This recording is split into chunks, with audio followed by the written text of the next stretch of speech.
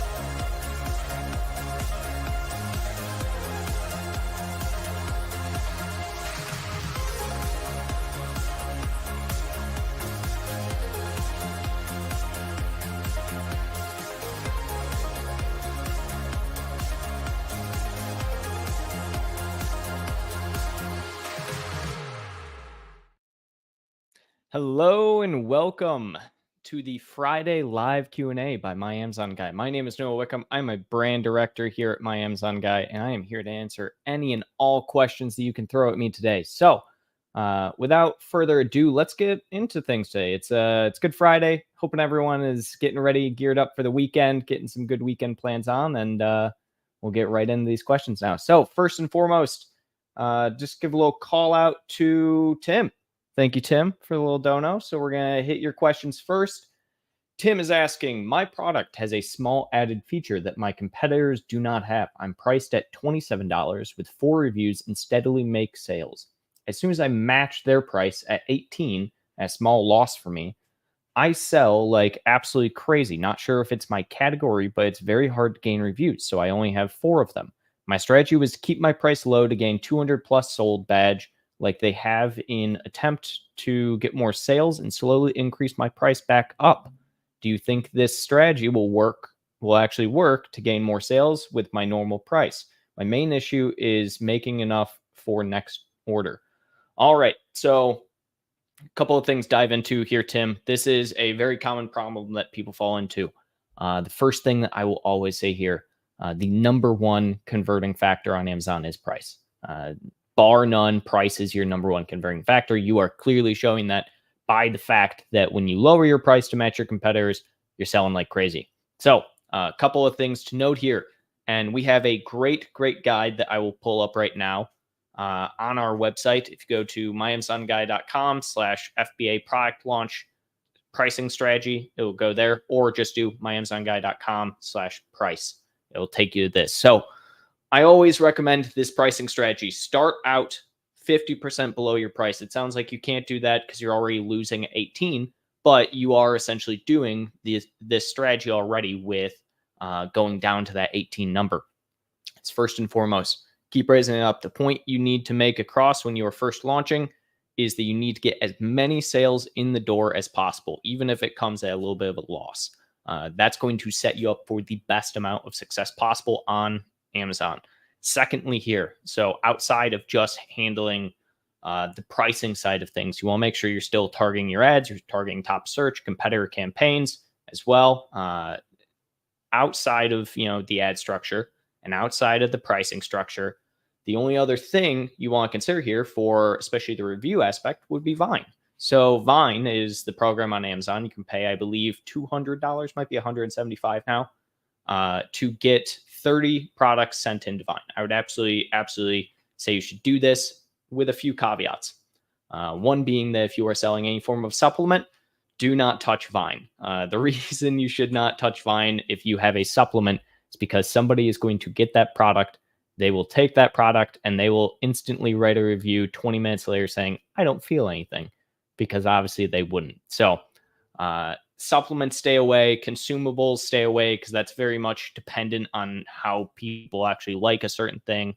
But if you're selling, let's say, electronic, a dish mat of some kind, some commodity type item, Vine is going to be a really easy way for you to get some more reviews. So go with that, Tim. Do Vine, do the reviews, or get the reviews, do your pricing strategy. I like your pricing strategy. Again, your point here is to get enough in the door so that you can slowly scale that up over time. So that's going to be a really good way to do it. It's good that you already lowered your price. That's going to help you a ton in the future. Oh, let's hit next. We have one. Michael, thanks for the $2. I'm going to try and find your message here, Michael. Here we go. Part 1, received a violation for selling policies and seller code of conduct. Attempting to damage or abuse another seller. Yep, okay. A few days prior, we added a competitor's product to our cart for research. We did not purchase or leave feedback. Unsure if this triggered the violation, looking for suggestions. So the seller code of conduct, attempting to damage or abuse another seller, that is very specific. I have seen it time and time again, and every single time I have seen someone hit with that, I don't want to say that you deserve it here, Michael, but typically when someone has that exact one for damaging another person, it is in fact realistic. that you did in some way, shape, or form, even if you did not mean to. What I mean by that is every single situation I have seen of it, Amazon usually has a lot of evidence behind this. So whether it's you purchased and left a bad review, whether it's you are damaging someone else's reputation on your listing, whether it is you ran an ad outside of Amazon or something of the likes. It's usually not enough if you just put something in your cart. That's not really going to be an issue whatsoever. But I would absolutely try and dig in with Amazon right now. Ask them the exact reasoning, have them provide proof that you did not. Amazon's going to put a lot of the burden of proof onto you for this situation. So what I would highly advise you do is kind of take an entire look at everything. Someone met your company with your email address, didn't purchase and leave a review. That's something I have seen happen before, and that definitely can affect this situation. So that's going to be my best advice to you, Michael. Again, usually when people get hit with this, Amazon has very good reason for it. This is one of the ones that they don't really throw around all too often unless they kind of already know that you've done something. What you really should do is if you did do something, best advice there, just own up to it. Amazon likes it when you own up to it. Own up to it. Throw, fictitious Joe employee under the bus. Say whatever you have to there. Just own up to it. That's going to be the fastest way. And then secondly, just make sure it's nothing that was, too damaging in some way. It's unfortunate, but it is the case for a lot of situations when Amazon hits people with this, that usually they have very good reason to. So let's go to Rosina. Hi, so glad this show happens every week. So much value, so much to learn. Love that. Love to see you here every single week, Rosina. I maintain 2 SKUs per product, one for FBA and second for FBM. Good. Love that. Please show how can I service FBM orders via FBA inventory if I want to utilize my FBA inventory for seller fulfilled orders also. Is there a way to stop Amazon? Oh, okay. So we'll start with this question, then we'll hit the next one, Rosina. So there's actually a super easy way to do this if you are ever curious. The easiest way would be to go to Amazon. And let me share my screen for you here, Rosina. Oh, wrong tab. Here we go. Go to Amazon. Up in the left-hand corner here, what you want to do is you want to go down to, I believe, yes, orders. So you want to go to orders, go to create MCF order, and you can create an MCF order for your FBM order. The thing that I will say here is it gets a little dicey when you are using Amazon to fulfill FBM orders. And if you have FBA active, you shouldn't ever actually be in a scenario where your FBM listing is the one that's selling. Like, it's very uncommon for that to be the case. But if you want to utilize Amazon to ship that FBM order, use MCF. It's technically not against their terms anywhere, and it's absolutely fine to do it that way as well. You can also upload via like bulk file for all of your orders. It makes it really easy because you can just export all of your FBM. Okay, so that was 1, 2. Rosina again asks, is there a way to stop Amazon warehouse from reselling our returns on our PDP? This is hurting our new item sales and our rating. I checked with seller support, but no success. They have said AMZ reimbursement policy. Okay, so there is, and let me see if I can find it quickly. You have to go, Rosina, to your return settings. So let's go to this, and we'll pull this up for you real quick. If I can get to it. You have to go to your return settings, Rosina, and then from there, you have to update what they do with your product afterwards. And I don't know if I have access on this account. It doesn't look like I do, unfortunately. Yeah, I don't have access on this account, Rosina, so I can't actually show you. But what you want to do is you want to go to your return settings. There's a bunch of different things Amazon will ask you what they want you to do. So you can have it disposed. You can have it reimbursed.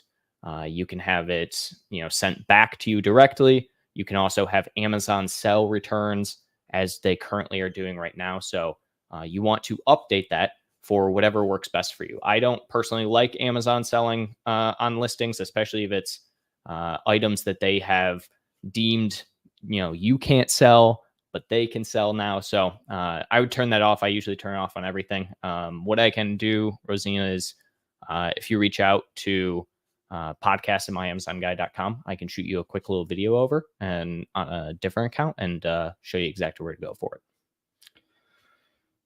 Let's see, Misha. What advertising tool / strategy is the most effective for Prime Day? Thanks. Amazon didn't let me create a deal in deals. Okay, so let's talk Prime Day deals. There are a few different things that you can do for Prime Day specifically. My personal favorite, if you are going to run a deal, and I will preface with, I do not believe you have to run a deal on Prime Day. You know, the customers are going to be there just because everyone else is. You don't have to have a race to the bottom. But if you are going to run a deal because it's Prime Day, I like Prime exclusive discounts.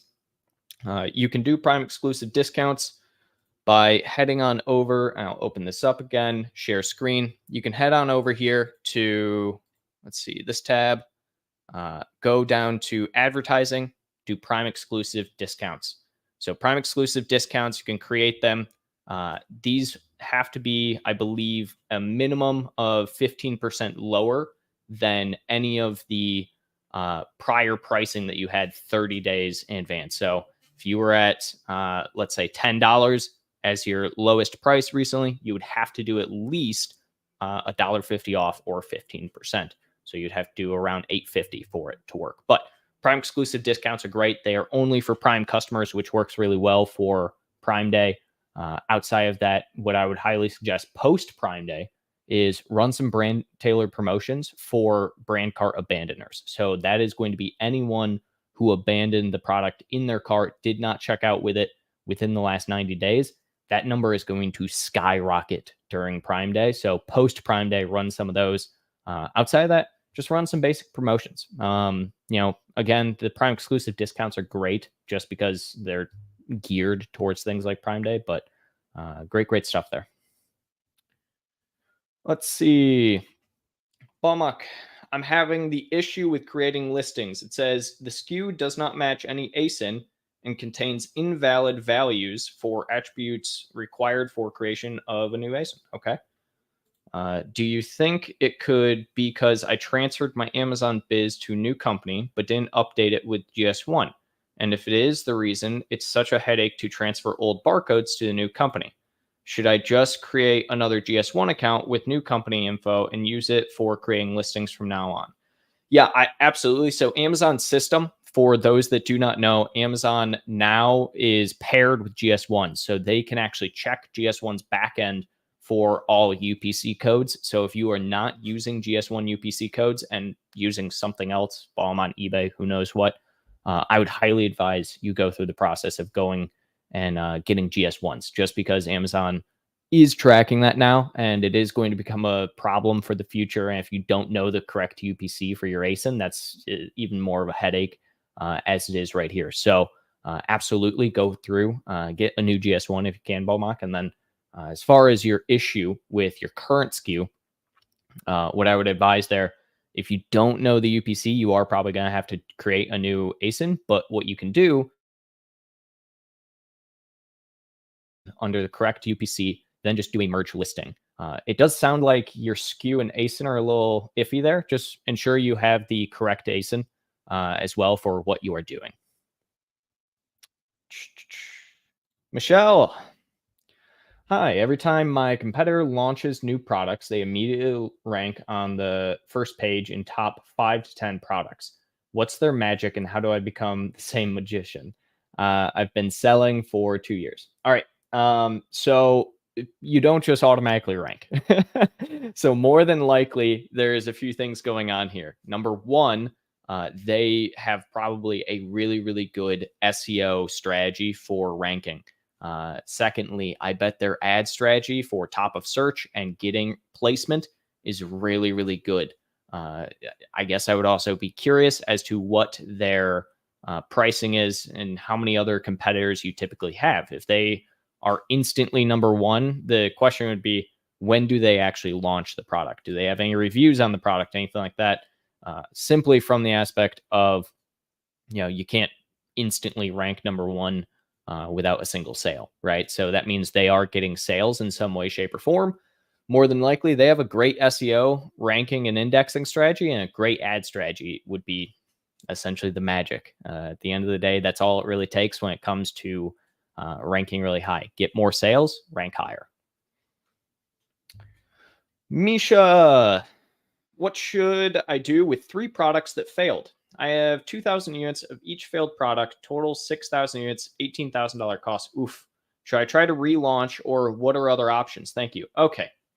When it comes to failed products on Amazon, you have a few different options. You can obviously try and do a relaunch and revive the product, figure out what you did wrong the first time, relaunch the product as a new product, version 2 product, whatever you have, right? Do a correct launch that time around, and hopefully it works. Your other option is to quit while you're ahead. I see this quite frequently with a lot of Amazon sellers who get so ingrained in a certain product that they're launching and think that they need to just keep digging and digging and digging.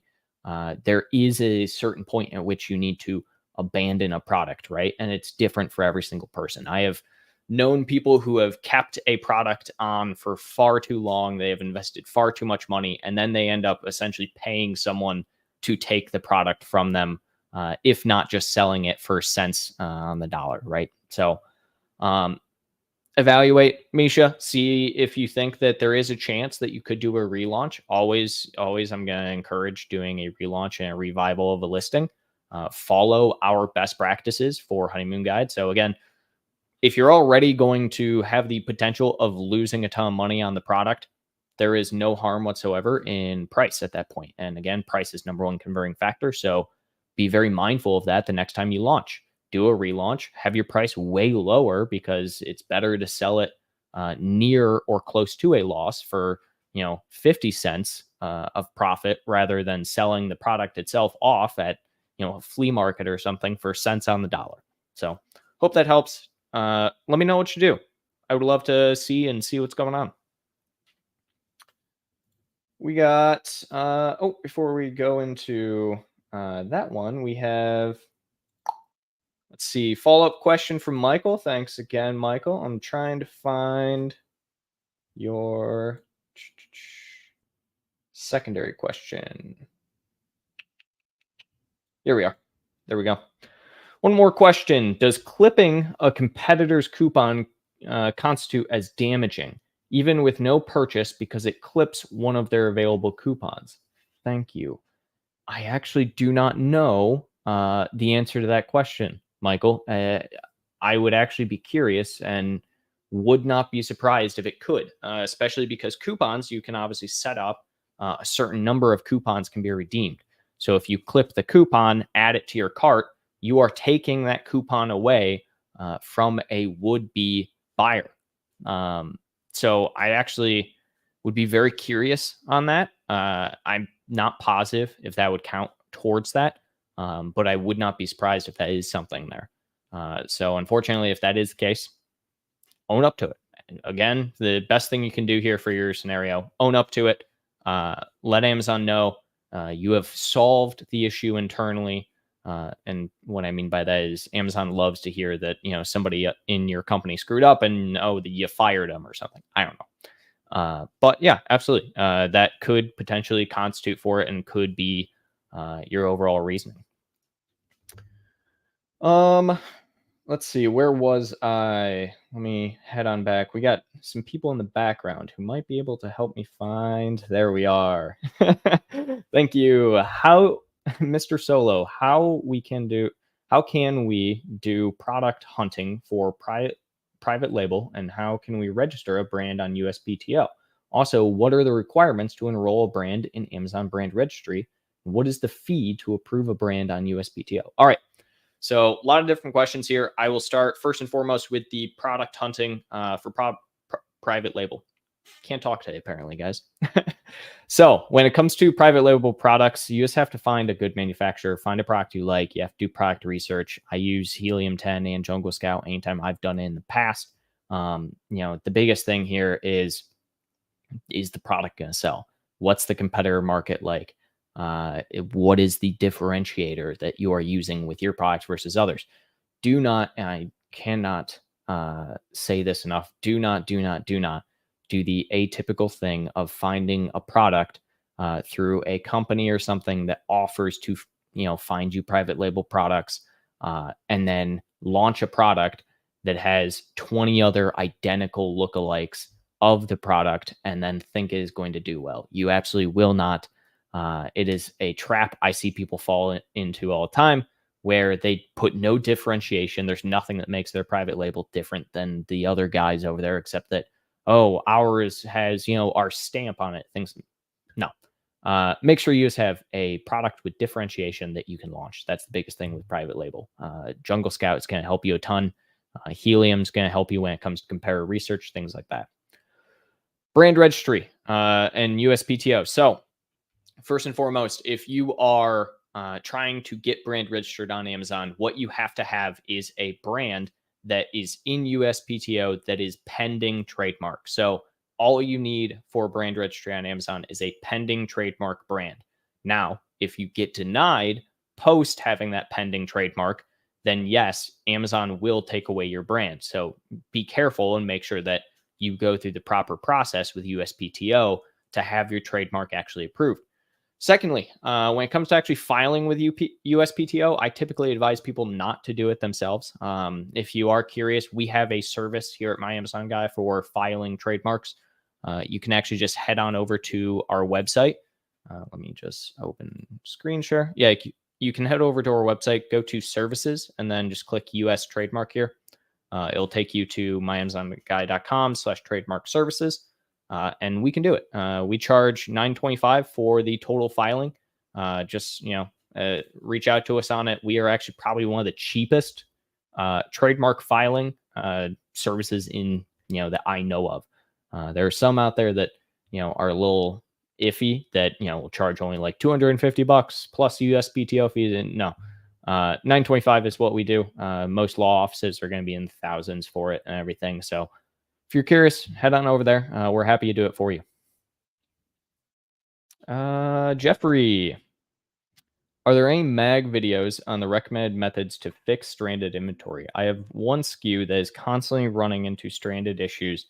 For the past week, I can't get it unstuck. I actually don't know if we have specific videos on this, Jeffrey. I mean, I can take a quick look and be able to tell you. But what I would typically say when you have a lot of stranded inventory, it usually comes down to having something set up incorrectly in your return settings. So earlier we were talking with Rosina, who was asking about Amazon selling it.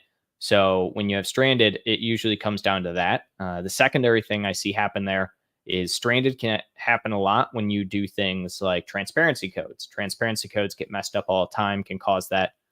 Or if you have a UPC issue, UPC manufacturer barcodes, that can be a major issue as well. If you're getting like stranded inventory from the receiving process, but if it's stranded inventory post receiving, then more than likely than not, it is usually just a return settings issue. As far as getting actual info, I can look right now, just stranded inventory. Yeah, we got a couple here. So I'll share my screen here. Head on over to the YouTube channel, Jeffrey. And if you just go to the YouTube channel, go to this little search icon right here, do stranded inventory. We got a couple. Most of them are old. What I'll do here, Jeff, is I will actually go through and I will make an entirely brand new video. So I'll put that on the docket to make a brand new stranded inventory video. I'll get uploaded to our YouTube channel. And if you have any specifics there you want to have called out, go head on over and send us an email, podcast@myamazonguy.com, and we'll take a look at it. Secondly, what's the best way to view all the bad reviews for an ASIN? Is there a report we can run? What is the best report to run that would give the star ratings for your product? So I don't know about a report that you can specifically run, but the best way to actually look at your reviews would be you can go to brands and then customer reviews, and that will give you pretty much everything. So share my screen here again, Jeff. Again, brands, customer reviews.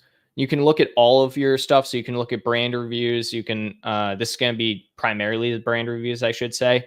And then as well, outside of this, what I would typically do is I would just head on over and look at your performance reports for reviews. That's going to be probably the easiest way. But, unfortunately, there's not a huge like reporting system for that that you can actually export and then like manipulate the data in any way. Well, manipulate's probably a bad word, but at least that I know of. So, that's what I would do if you're looking for that. I mean, you can also get voice of the customer as well, if that's what you're kind of interested in.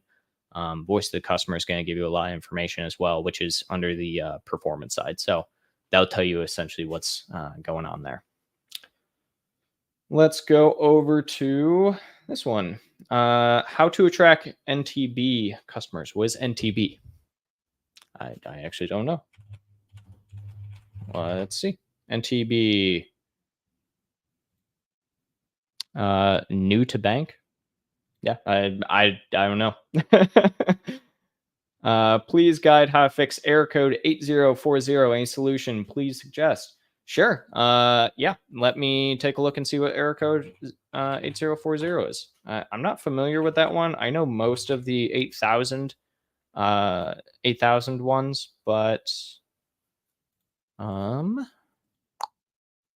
I don't actually see 8040, unfortunately, tech to technology. Are you sure that's the right error code? And I would ask, is that, for a reference standpoint, you can look up any error code on Amazon, guys.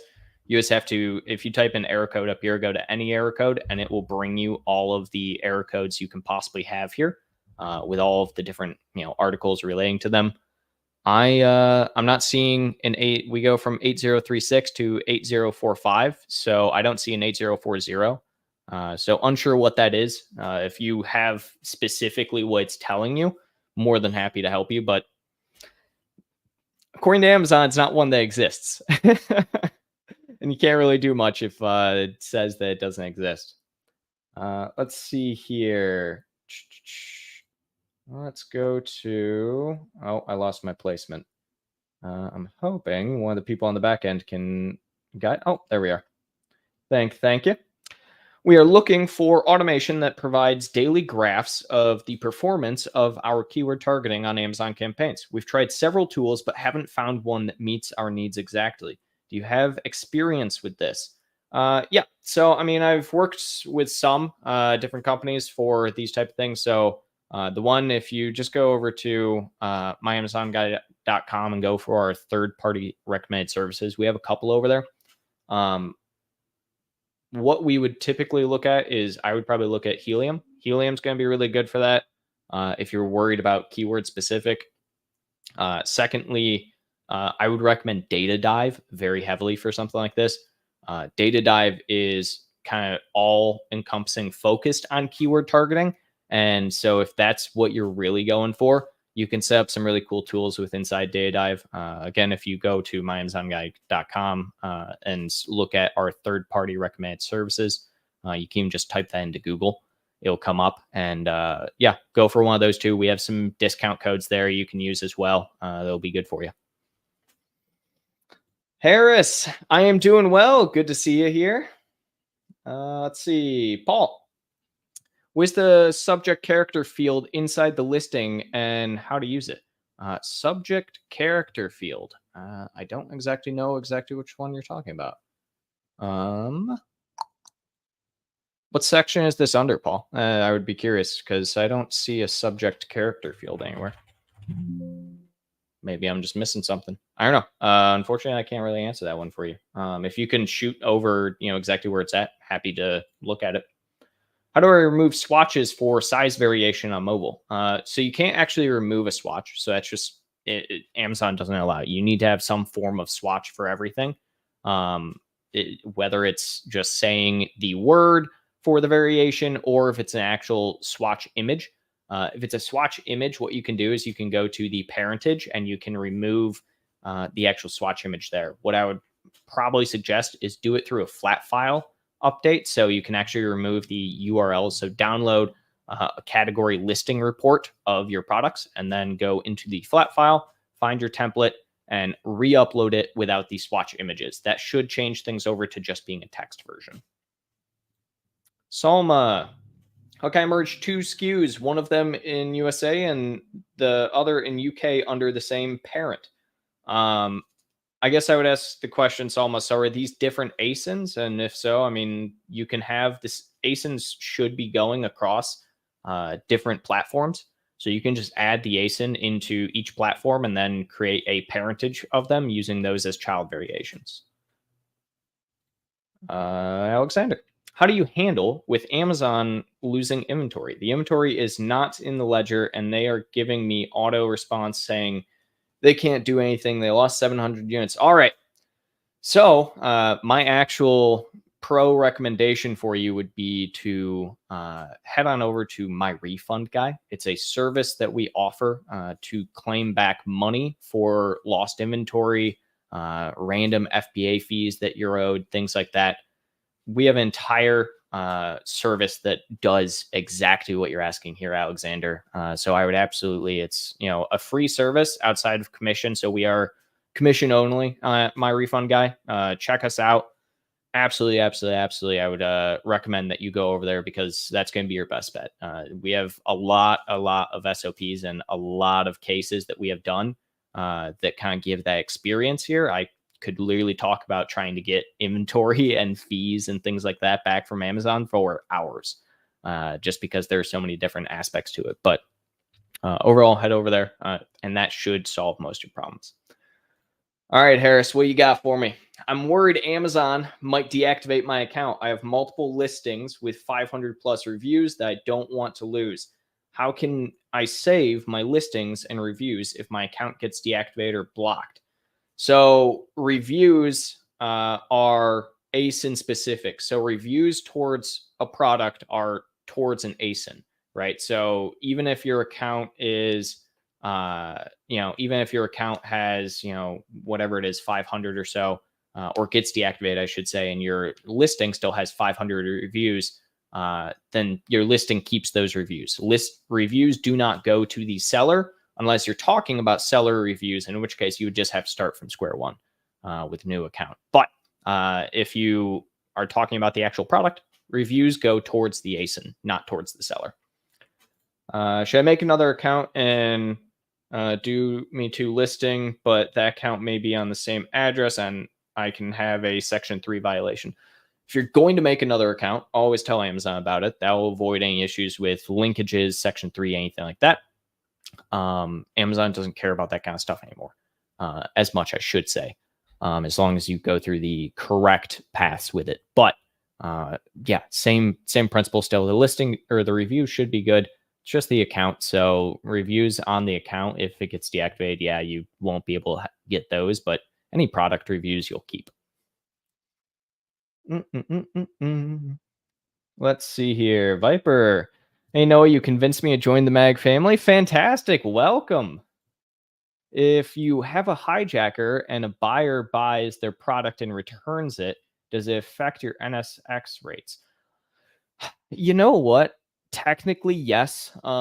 Because, but we talked a little bit earlier. I believe Michael was talking about him getting, deactivated due to poor practice from other people. So, but if a hijacker buys the product, it does technically, and returns it, it does technically affect the listing.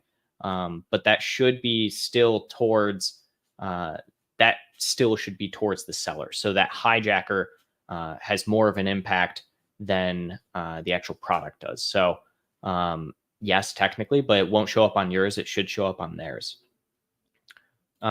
Is transparency 0 worth it against hijackers, and will it help with existing hijackers? Only if they are selling via FBA. If they are selling via FBM, then it does absolutely nothing for you. Hijackers typically sell via FBM. And unfortunately, yeah, transparency is only going to help you if it's FBA hijackers. And even then, they could just come off FBA and sell via FBM. Is having the government certification worth it to sell on Amazon for a product? I mean, it depends on what you're talking about and depends on what your product is, but get any certification you can. It's never going to hurt to have more certifications. Harris, I might lose my account due to change in government policy in Europe regarding tax, and they want documents like bank statements in the UK, although I live in Canada and they're not accepting Wise. Yeah, so I've seen this a couple of times. I've seen people be deactivated over this. Harris, are currently actually dealing with it with another account as well. You just gotta find a way to get all the documents. The bank statements and everything are going to have to be in the business name and your personal name. That's a weird thing about the UK. They want both of those. If they don't accept Wise, that's unfortunate. I would just open up another account. You can open up tons of bank accounts, just online, not have to go anywhere. But yeah, that documentation is going to be needed nowadays with all the different regulation changes they're doing over there. Oh, okay. And we have finally caught up to questions from when we actually started. You guys have tons of questions this week. It's great. Ton of variety in them as well. I have a product that is certified by a third party every year. The product doesn't change. It just has to pass inspection sticker every year. How do I add it to my existing listing without creating another ASIN? I want to take advantage of the reviews from previous year stock. So you can go about it a few ways. So if the product doesn't change at all, I'm just kind of confused as to why you would need to change the ASIN and create a new ASIN. I mean, even if it's just a sticker every single year, just change the image and update the year on the sticker, and then update the ASIN to be the newest one. The second option would be that you can create that new ASIN, take advantage of the honeymoon phase, and the best way to do that would be to just create a parentage with the previous year, and then that's going to merge all of the reviews together. You could also look at doing a listing merge with the new updated listing, take advantage again of the honeymoon phase with that new listing. But yeah, if it's just a sticker update on the product and it's not something major where like the entire product changes, you should be able to technically just update the ASIN. It's a little bit of a gray area no because it is technically a new product, especially with certifications. But yeah, I would actually almost kind of lean towards the parentage with child variations, take advantage of the reviews and honeymoon phase at the same time. Let's see here. Who do we have? Micah. Do you guys have any new best practices on backend keywords? We are hearing things about separating by commas or semicolons and repeating words. Has something changed? Yeah, I mean, not really. It's going to be the same as we've always done. So a lot of what we do focuses on using, I know some people are kind of doing this new strategy of utilizing hyphens because it technically doesn't count against the character count for some reason. But I'm still, in ballpark commas as kind of the primary separator for most of the back-end keywords. I mean, I might even be able to pull up a listing, show you exactly how we do it. But yeah, I mean, it's not going to change a ton one way or the other, Micah, as far as how to do it. Again, some people use hyphens because they like to have it all be one string and be able to have the phrases in there as well. Other people are going to use commas because it's the most common separator and delineator, and it's a lot easier to use commas in things like flat files. So no real preference, I think. Our statement as far as keywords kind of stays true as it always has. So for best practice at the very least.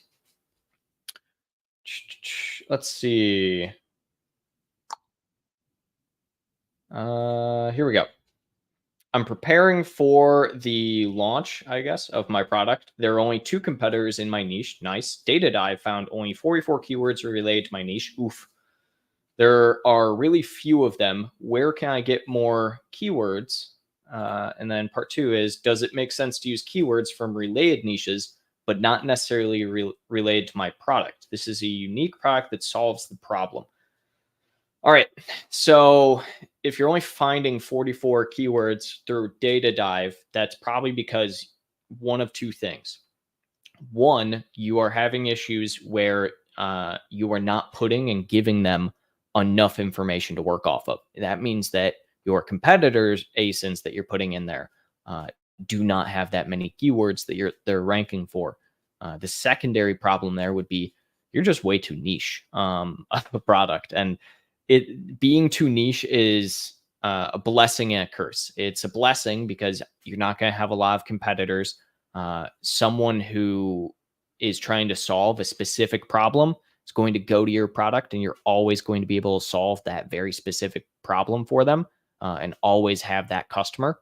But it's also a curse because the fact that since it only solves that problem, your overall market for your product is probably very, very small. And your demographic is probably really small there as to who you're actually targeting.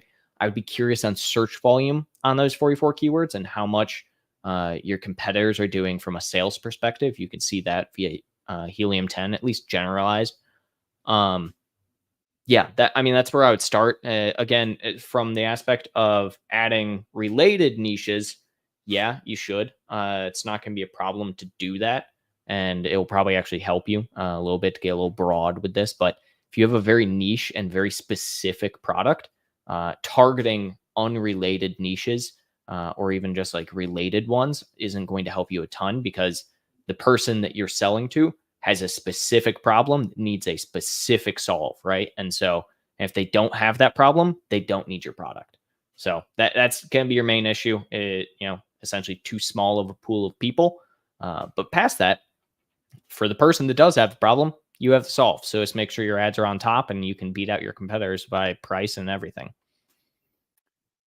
All right, let's see here. Roy Chi, I think.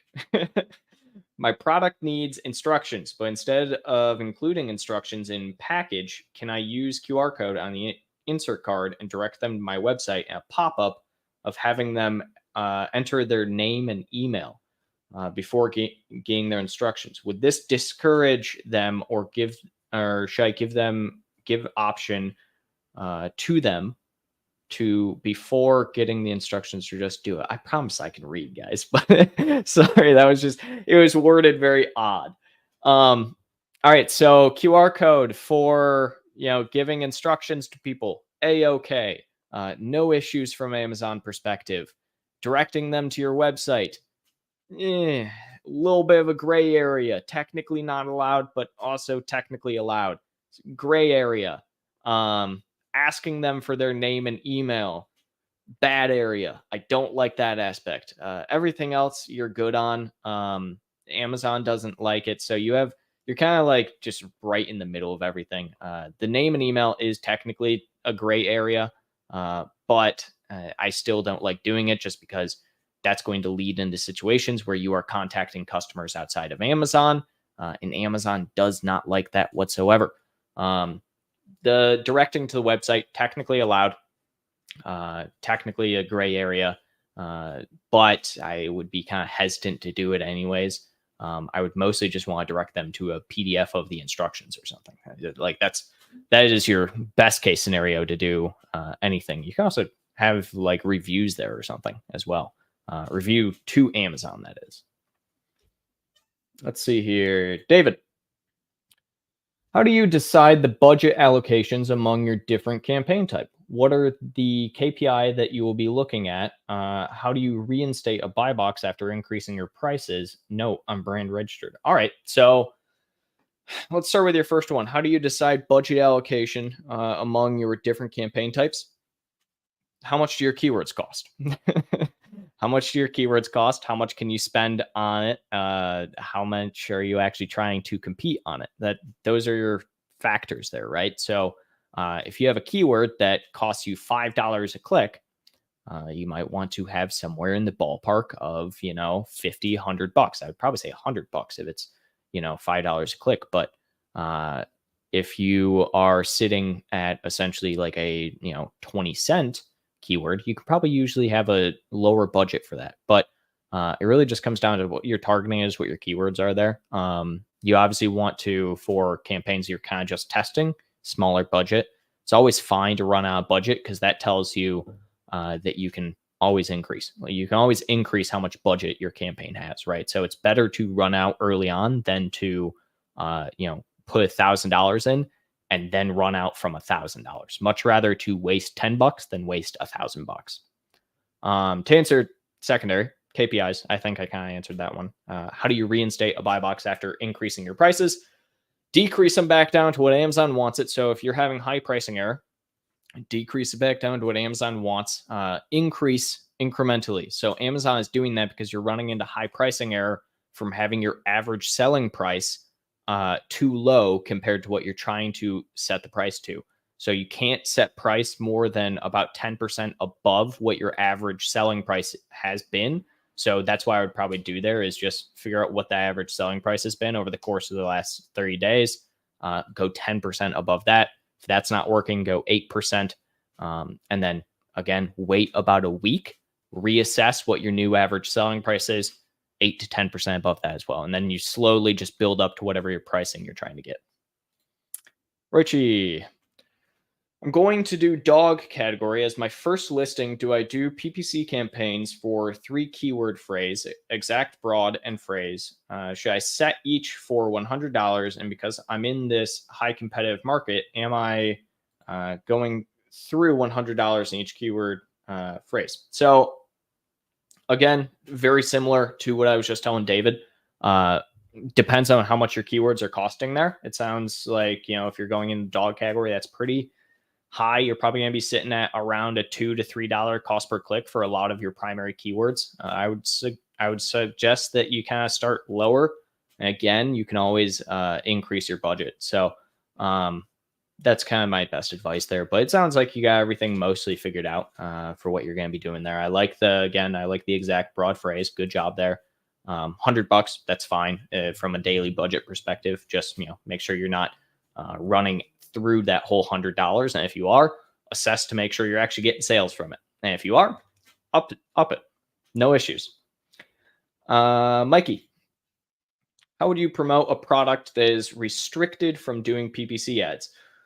Oh, price. Price is going to be your number one thing. You can do brand tailored promotions. That'll help you. You can run some deals as well. That'll help you. But the unfortunate part is that it's very difficult to do anything. The only thing you really can do is constantly update and optimize your SEO. Make sure you are always ranking and indexing for as many keywords as you possibly can. All right, give me a sec. Let me get a little water in me, guys.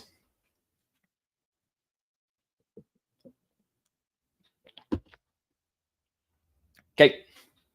Richie, is it a bad idea to launch my first product in pet supply that's newer and better than others, plus with professional photos and A+ content using strong keywords? However, first shipment won't arrive till September, mid-September. Is that taking a big risk, especially if you don't know how much inventory to have in a high competitive market? Phrase and. Okay. I don't know what the phrase and means, but no, it's not a bad idea for that to be your first product launch. I mean, no product launch is necessarily a bad first product launch, right? Except maybe a supplement. That's kind of bad because, supplements are just really, really hard. But I would say at the end of the day, it's the mid-September, it just depends on what your product is. If your product is seasonal in some way, like if it's, something that requires people to go outside with their dog and like throw a ball, yeah, that's going to be kind of bad just because that sounds like more of a summer seasonal thing. And you're going to have a really hard time selling it through Q4. You'll be good with the fact that Christmas is there. So you have that at the very least. But yeah, I mean, it's not necessarily a bad idea to launch that if you have everything done and you're beating all your competitors and whatnot. The only thing is that you might just have a hard time because, again, it's going to be Q4. You're going to be outside the summer season. So it just depends what your product is. Doesn't matter what anyone says. Every single product on Amazon has some form of seasonality. There is no product on Amazon that is immune to the idea of having seasonality. It does not matter what you sell. There is seasonality around every single product. Unfortunately, that is just the case. Let's see. The Thinkerish. Haven't seen you in a while. How's it going? When or with whom do I order products with DDP, duty delivery paid? Okay, freight forwarder or supplier. Thank you.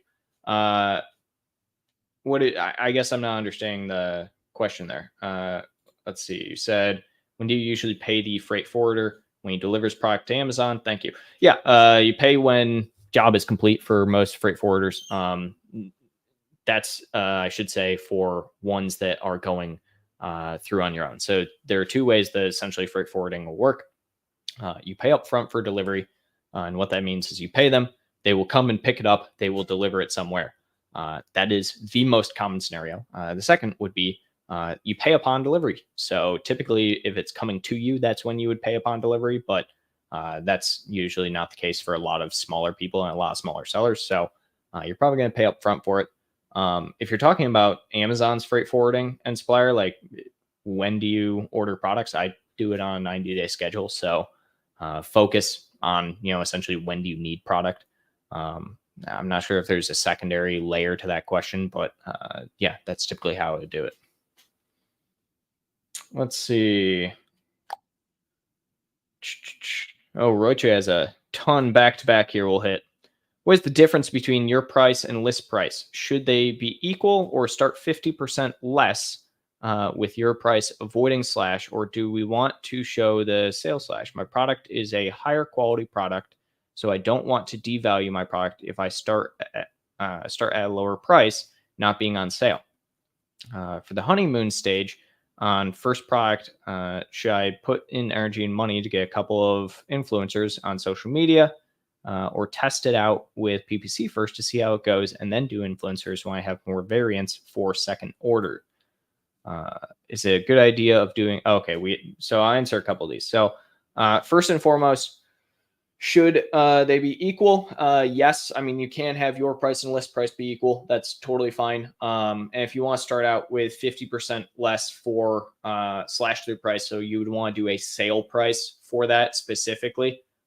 So when you're doing that, you can do a sale price, and that'll be fine. So your price will essentially push you down. That'll be a slash through. Then you can also do a sale price, which is a discount % off, right? The thing that I would say is, yes, if you're launching a product, do the 50%. So again, this just brings me back to, I don't have it now, but the FBA product launch strategy, start at 50% below what you want your target price to be, and then just slowly move up from there. And then to answer, I think it was a couple other questions. Don't want to devalue, not a problem. You're not going to devalue, especially if you have the slash through. Honeymoon, 400 products. Influencers are great. I love UGC. I would go for it if you can swing it. Test out PPC. Yeah, so again, influencers, great, love them. Test out if you have the money. Difficult words, they're $1.25 a bid. Research from Jungle Scout. What should I expect to be spending a month on PPC alone? Depends on how aggressive you want to be, and how well people click on your product. That's what it's really going to come down to. I typically try and recommend anyone who can have a $4,000 budget. That sounds like a lot, but like 4K is kind of like the best starting area for budget. You definitely don't need that. You can start with $1,000. And just test the waters, but your budget should not be something that holds you back when it comes to advertising. Instead, you should focus on your metrics. What is your ACoS? What is your tacos and your ROAS? Are you actually getting money back from the advertising that you are doing? And if so, and you are continuing to grow in sales because of the advertising, you should never have a budget that holds you back due to that. So hope that helps. Let's see here. We got one from Viper. I broke the first 2 commandments. If stock comes in within a week of going out of stock, will my rank recover? No. Viper, first off, thank you for the $5. Secondly, it's never fun to go out of stock. That being said, your rank can recover very easily. If you're only out of stock for a week, you should be better. It's still going to take some time, and what I would definitely advise you do is get back into stock. You can also have an FBM listing. If your stock is coming direct from your warehouse, have an FBM listing as a backup. Create a secondary listing of your ASIN and have it be FBM as the backup, so you never are technically out of stock. if you have the ability to ship, that is. The second part of that would be your rank really will recover, but do a lot of ad focus first and foremost when the product is back in stock. Make sure you're just really hitting it hard to try and get as much of your rank back as possible. I would also advise doing some discount pricing, at least for a short while, to just increase that sales velocity during that time. Oh, broke the first 2 commandments. Never good. All right, where are we at? I have lost my place. Potentially. Let's see.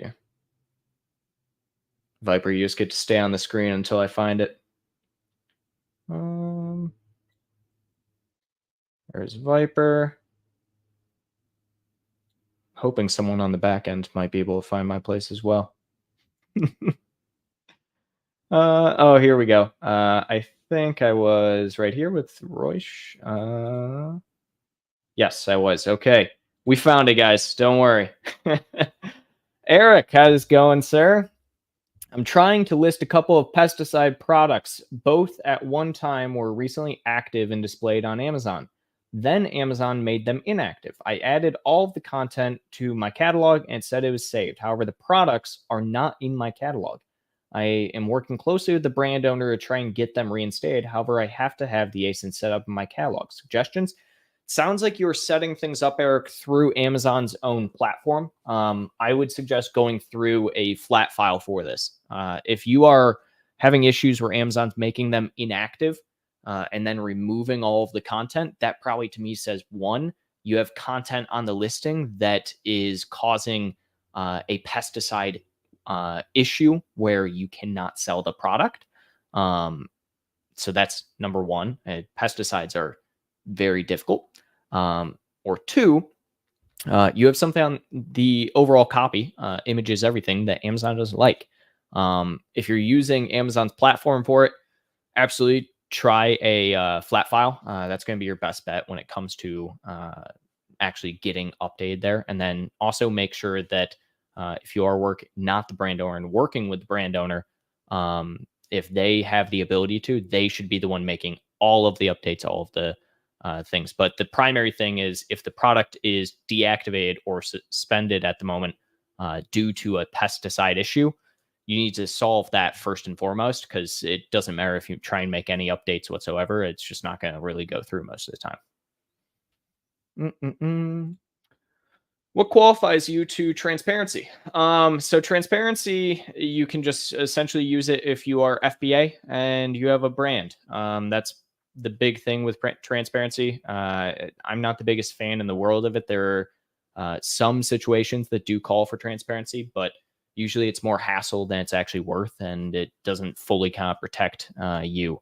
It kind of helps with the end consumer at the end of the day, but it's up to you as to what you do with it. But there are very few scenarios where I see that transparency really, really helps people get things done. Roichi, if I use strong phrases in title and bullets, can I break up keywords from those phrases throughout the listing and A+ content? Will it still index? Yes. Probably to answer that further, Roichi, because I just thought of this. Yes. But on top of that, you want to make sure that you're tracking your indexing. Do that through Helium. Gabriella, NTB, is it new to brand? Wow. I didn't think that one. I didn't think new to brand. Good job there. I don't know how I missed that. Where's that question? I guess we can go back to it and find it, maybe. I'll have someone on the back end try and go and find that, and if it's answerable, then we'll go through and we'll answer it. Let's see. I'm told to start with $50, $100 budget for PPC campaign, but is that for each campaign, phrase, exact, and broad? My category is very competitive, but I'm afraid with this category, I'm going to burn through my daily campaign. What the best strategy for entering a very competitive category, but can't afford $100 per campaign? Should I do easier keywords with good volume instead? Will it be equally effective? Okay, so, and then you have a couple other things here, Roach, so I'll try and get to those. But if you're worried about going through your full budget and burning through it, then the thing I would highly advise is set up day parting. Day parting is going to probably help you the best in that scenario, just from the aspect of you can limit, the time of day in which you're having the most ACoS and the most clicks and things like that. So day parting will help you the most there. Just lower your budget as well. But the thing I always say is if you're burning through your campaign budget and you're not getting equivalent sales, that to me says you need to change your keyword strategy more than anything. I was considering doing ChatGPT 4.0 to run my PPC campaign optimized. Thoughts? Ooh, not at all. I don't like it. It sounds like a bad idea. I don't like software automation when it comes to PPC. I personally think that people can do a lot better job, especially when it comes to things like that. I definitely would not utilize ChatGPT to do my advertising for me. Let's see. If your listing gets hijacked, can they edit your listing or do you have to approve it? They can do it. So that is the point of a hijacker, is they are taking over your listing and making edits. For backend keywords, do I use, let's see. For backend keywords, do I use keywords that can relate to my product X? If I'm selling tumblers, is it effective to use baby stroller organizer as backend or stick with keywords directly? Yeah, ones that relate to your product. And then for things like holidays, add some holiday keywords. So Father's Day just happened, or just happened, is happening. And so what you want to do is, add Father's Day into your backend keywords around this time, right? And then same thing, just keep going further and further with it. You always want to relate to your product and then have, any extra space you have, add things like that. Let's see. Helium 10 gave me a ton of keywords, not direct that are specific to my product, but broad that relates to my product, such as Tumbler and using baby stroller. Why is Helium doing that when big brands do this?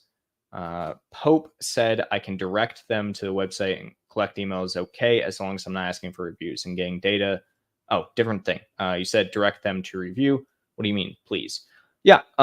Yeah. So again, you can absolutely do that. You can do website. Again, that's the gray area and everything. The name and email is along in that gray area. I don't like it personally. I know Pope thinks it's a fine idea, but I always look at it as you'll end up retargeting those people, and potentially that is against Amazon's policy, right? So you can grab those. That's not a problem, as long as you're not doing all of that in the event of getting a review or soliciting a positive review, I should say. Positive review solicitation for in exchange for something is a bad thing. When I'm saying direct them to a review, all I'm saying is add a QR code, say, hey, leave us a review. That's all you have to add in there, and just have it directly to the Amazon review for your product. But yeah, I mean, you can do the website again. That's totally fine. I'm still iffy on the email, but I think that's more of a me thing than anything. Just because I don't like to test the bounds too much when it comes to that kind of stuff. And I've seen some bad things happen. But yeah, just don't solicit anyone for a positive review. That's kind of just the number one thing you don't want to do when it comes to QR codes, anything like that. And asking for a review, email, all of that before giving instructions could technically be considered a solicitation. But you would probably be okay for the most part with it. Answer your previous question. Why is Helium doing that when big brands do this? So not direct that are specific to your product. They're doing it based off search volume. So they look at the competitors and the ASINs that you do. And if you are putting in a bunch of different competitors, a bunch of big brands, anything like that, they're going to be indexing and ranking for thousands upon thousands of keywords. That is because they have been around for so long and that they are constantly doing that. There are listings that I see where we are indexing at any given time for 2,000, 3,000 different keywords, right? And the point of that is that we're just going through. We're trying to get as many keywords for that product as possible. And the point is to eventually, hopefully, get on the listing or on the search for it. Let's see here. Eric, when's the last time you can ship your products for Q4? So Amazon releases the exact date every year. I don't think they've released the date just yet. Usually, the last time that they say if you want in before Christmas is what they say, and it's usually like around the 20th, I think, of October. But I think it's going to be earlier this year. For reference standpoint, I always tell people ship in sooner than later, and that's because you're always going to pretty much have some issues when it comes to Q4 shipping, FBA, anything. If you can take the inventory costs for 3 months, but guarantee that you have enough product for Christmas sales and just Q4 sales in general, Black Friday, Cyber Monday, all of that. I would absolutely just send it in, mid-September around then if you can. And that's going to kind of guarantee that you'll have products in place for then. Let's see. Innovation Haas. When does it make sense to create a variation versus keeping the listings as standalone listings?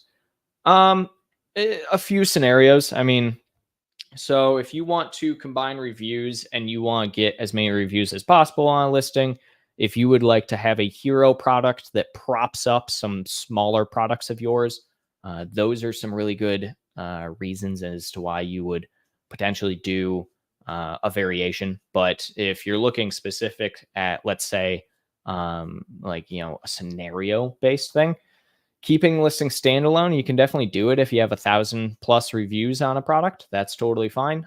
You can also utilize those reviews to give lower reviewed products something. So, it just depends. If you have a product that has like 1 million different variations, definitely do it on its own. It is very annoying to go to a listing and see someone who has like 45 different variation types, and it's like nobody's clicking through all of these. And I know obviously it's to combine all the reviews and everything, but it's not good practice. You're not going to get your lowest product on there like ever sold. So I don't like it in that scenario. I try and, if you are going to do variations, do them in smaller bunches. But past that, it just depends on what you want to do and how decent your product is, that is.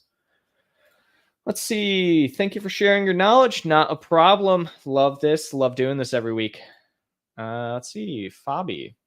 Would be any issue, or would I be able to log in with my USA account? Not sure what you mean. Any issue for what? Was there a previous question I missed from you, Fabi? I see one thing here. Why is it that on Amazon MX, my items show as sold by Amazon? This one is super simple. And let me see if I can actually pull it up here. Ooh, I don't think I can. Maybe. Oh, I can. Perfect. All right. This is a super simple fix. I made a post about this a couple of weeks back, but Fabi, what you're going to want to do is you're wanting to go to Fulfillment by Amazon right here for your fulfillment settings. You want to go to allow Amazon to buy my products to sell globally, and you want to disable that sucker. The reason for that is that Amazon will buy your products and start creating listings on all sorts of marketplaces that they control, and you can end up getting dinged on your listing for their mistakes. So Amazon, for some odd reason, when they create listings, will make changes that are technically not allowed by Amazon. Go figure. They break their own rules all the time. And then what ends up happening is, because you are the brand owner, the listing owner, those repercussions by their own system that they did will come back onto you. So I do not like Amazon to sell products globally. It creates more issues and more hassle than it's worth. But, if it's something you don't care about, go for it. But I personally don't like it. Let's see. What are some great QR code platforms? I don't think Linktree looks good for businesses. But what are your recommendations? I don't know if I actually have a QR code recommendation. I'd used in the past, I'm trying to think of what it was called. There was one I used in the past. Let me see if I can quickly find it. I can't find it. I do know, you can create them Registry by, I think like Adobe has a platform. Canva has a platform for it. I don't know how well those work, to be honest, but I know both of them work. But there was one service that I used that was really good about like QR code, and then like you could create an entire site with it as well. Whereas most things just want you to create a QR code based off a site. So that's the only thing. Let's see here. When is the latest I can ship to get in time for Black Friday? I'm not, again, I don't know the exact date right now. Amazon hasn't released the exact Black Friday date just yet. Like Black Friday, Q4, all of that. Usually, again, earlier the better. I like to do early September as like kind of a, send it in and then hope for the best, because that's when everyone's going to start sending in. In addition to 3 campaigns of phrase, exact, and broad, do I also have to do auto for first launch? Same amount, 50 to 100. You don't have to do an auto campaign. I like auto campaigns, like an auto catch-all, for instance, an auto gold panning campaign as well. Those are always good. So, you don't have to, but it would be good for you to, just because that way, especially from like a catch-all perspective, you can start getting and harvesting search terms from it, which will help you down the line. Will variation pop up on search or only parents pop up, etc.? I want a child to also pop up. Does that only mean, does that only happen with doing PPC? I'm not familiar with how variations work or what pops up in search. Any of them can pop up in search. So typically it is going to be, the child product, right? So any of them can, though, pop up in search. Whichever one is, more of your hero product is what will pop up. So just because something is a child and a parent doesn't mean it's not still an individual ASIN for each one of those products. And in that scenario, every ASIN has its own ranking of some kind, right? So one product, if you have a red shirt and blue shirt, maybe your red shirts sell more, and so they're more likely when you type in shirt to pop up for that keyword. That's basically how it works. I hope that was an easy explanation. All right, guys, we got a couple more questions, and we're gonna call a little early today than usual. We got Viper again. Can I offer free products to all customers as a thank you? Later on in the survey, ask for an honest review and accept all reviews, whether positive or negative. Is that okay, or at least great? I don't know about that, Viper. I don't even know if I would consider that to be gray. I would probably consider that to be majorly not good. That, again, stay away from asking for reviews in exchange for something. That's what's really a problem, because you can ask for reviews, right? But saying, hey, I'm going to give you something if you leave a review is bad, because that is somewhat solicitation of a positive review, right? People are more likely to leave a positive for solicitation. So it's better to just ask for the review flat out. Don't offer anything. Take it, good or bad. Let's see. I have my items sold Canada by someone else. Okay, flag them through brand registry. That's what I would do. So I don't know if I can log in with my USA account info. Yes, you can. So you have to go, and I'll just pull this up for you real quick here, Fabi. You have to go to sell globally. So let's do, here we go. All right, so you have to go to inventory. You have to do sell globally. And what you're going to have to do, Fabi, is you're going to have to make sure that Canada is on. You're going to want to view all of your listings in Canada. So you can just click this and it will take you to Canada. And from there, it's super easy. Essentially, you can just take control of the listing, do whatever you want there. Via brand registry if it's not your listing and someone created a different listing. You can do it through seller support as well. A variety of different things there. Where are we at? Here we are. Simon. Amazon FC are actually mixing up some of my FBA units with my other SKUs. I'm currently using UPC labels, but would using FN SKU labels help avoid this? Technically, yes. So more than likely, if you're using your own manufacturer label, other people are probably using that too, and that's probably why it's getting mixed up in some way. So you could use FN SKU labels that could help you. On top of that, I would definitely look at doing something like maybe transparency for this. That is actually a good situation for transparency, and could help you. So, all right, guys. Let's see. We got Linktree cheesy to use for my business. Go ahead. I don't see a problem with it. For QR code, yeah, no, I don't see Linktree as really a big issue there, Roichi. It's a normal platform. Don't see why you couldn't use it. All right, guys. We are going to call it there. Oh, that is right. How to attract a new to brand customer. All right. I completely forgot about this one. Thank you to Ina on the back end who got this to me. So how to attract new to brand customer. You can do this through a variety of ways. The biggest one would be through advertising, obviously. So when you are looking for new to brand customers, you can definitely do it through advertising. One thing that I would definitely look at as well, depending on how large of a product and how many sales you get, would be brand tailored promotions. For those that do not know, you can go to advertising. You can go to brand tailored promotions. I don't think we have anything available on this account. Yeah, we don't have anything available, but the ones that you would want to look for would be potential new customers. You can offer them discounts. So I would start at 10% discount for any potential new customers. I would also look at promising. So that's going to help you when it comes to new to brand customers. On top of that, I would also look at your advertising side. When you're looking at the advertising side, you're going to want to get some more broad in there. If you're already kind of dominating first to place in your category, just make sure that you're essentially getting more broad targeting. Target against your top competitor in the category if you are not dominating the category.